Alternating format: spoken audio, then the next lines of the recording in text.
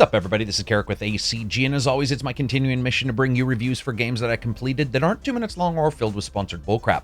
Telltale games. I know, mentioning the titles like leaving for a long drive with low pressure and a car tire. You're always on the edge and really never knowing if you're going to have an excellent trip or if you're going to be left in the lurch, bored and wondering why you got there and sort of hating yourself a little bit for having done so. But that's my job. I buy the games, I review them, and maybe I save you a trip or two. Today's trip is Minecraft Story Mode Season 2, Episode 1, which is a title that might be longer than the entire episode, but I'll get to that in a second. So let's see how Jesse and his block-headed band of heroes have fared since vanquishing the Wither Storm at the end of Season 1. As always, if you like the video, maybe subscribe. So here's my review for Minecraft Story Mode Season 2, Episode 1, The Search for Block-Headed Spock, Cthulhu Craft, and the True Meaning of Friends. Graphics are up first. Ah, that glorious feeling of deja vu. Listen, I know this isn't for everyone, but I love the idea of jumping into the Minecraft world, and sometimes it's surprising that a llama made from like 500 little colored blocks can be identified from 3 screens away, or that these characters, as limited as their overall look is, do actually carry a good deal of personality, like a couple you meet in this episode which handedly beat almost anyone in the prior season. And when you think about the fiction, there's a ton that they can do there, and the soaring towers of a new city that you explore and a surprisingly cool underwater section or two really do remind you of just that. And it's those moments, and I mean it's just those 2 particular friggin' moments, where episode 1 seemed on its game and was offering something interesting that ran well. Because technically, you know what, this is Telltale, which could mean just about anything for most folks, because sometimes it doesn't matter if you have a quad SLI and a CPU overclocked by the vacuum of the universe itself, you're gonna have problems with the game. Some folks seem to be able to run it fine, some don't, and other people just sort of vary in between. The last couple series were actually hit and miss for me, but episode 1 here ran really well, with 1 to 2 start and stop little initial loading issues that never occurred again after a couple minutes of being in the game, and those were really at locations that sprawled out fairly large even compared to the past series. And one thing we do see is we continue to see a little bit more options each time for the graphics and various special effects. Here you've got like bokeh, depth of field, and ambient occlusion, but really I would love to see even more here, far more, which could possibly alleviate the odd issues that some folks, and certainly at times, again, the console owners have when it comes to running these particular titles.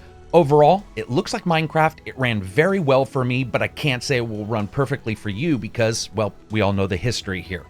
Sound, music, and voice. I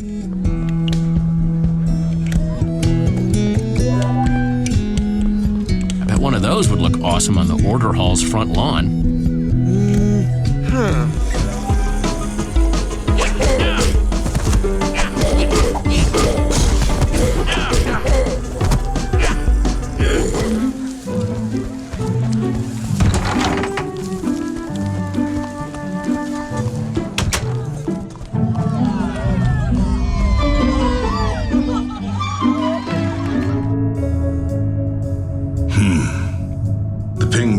People settle land disputes with that kind of eye contact.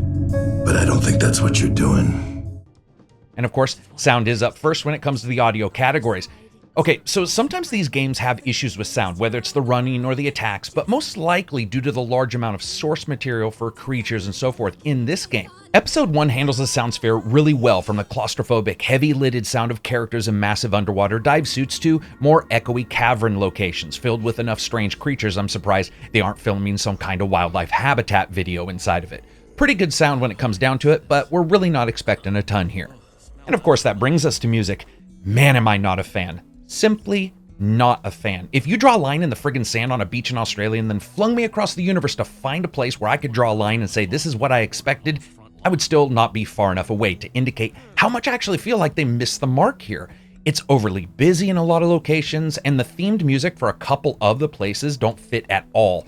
And at no time did I actually feel that it built on any moments of tenseness or comedic timing. Is it terrible? No. You see, that's the difference really between poorly done and music that doesn't seem to fit. But man, I cannot remember the last time I felt like someone had so woefully missed the mark that I wanted to decrypt the friggin' data files to see if somehow the artist had thrown the tracks for a completely different game into this one. Overall, I was not happy at all with the music.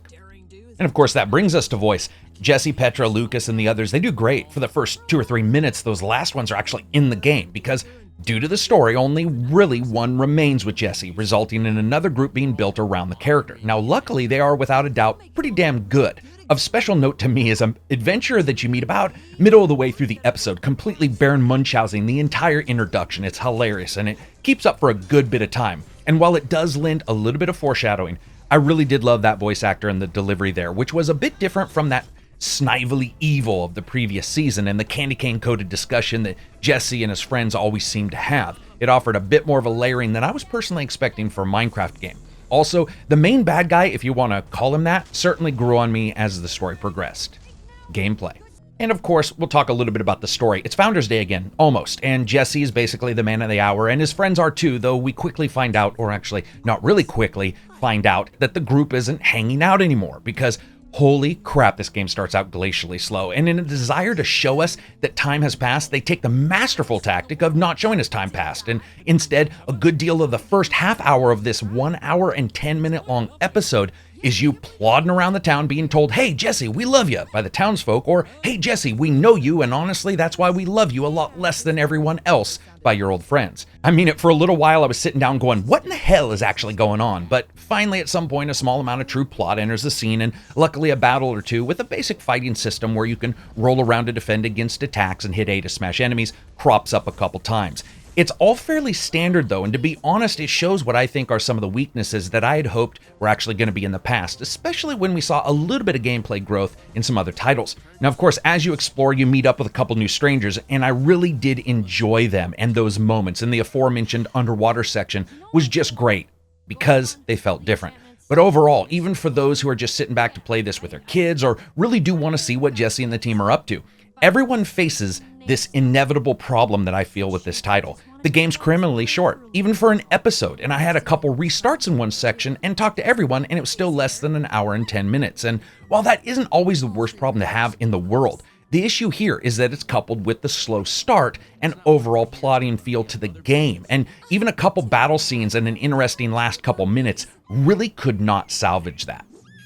Fun factor. You ever had one of those questionable sandwiches? That first bite makes you go, whoa, something might be wrong here, hold up a minute. And then the middle's a bit better, most likely because the extra shit covers up the fact that you're chomping down on a nightmare. And then by the end of the sandwich, you're sort of like, well, you know what? I haven't died yet. It's pretty much the same here. The starting was friggin' agonizing. Even friggin' Jaws the Revenge started out with, Jaws actually doing something. Here in the game that is criminally short, valuable time that could actually be in gameplay, or at the very least in really getting a crux of a story going up, is wasted with pretty much fuck all. Was it terrible?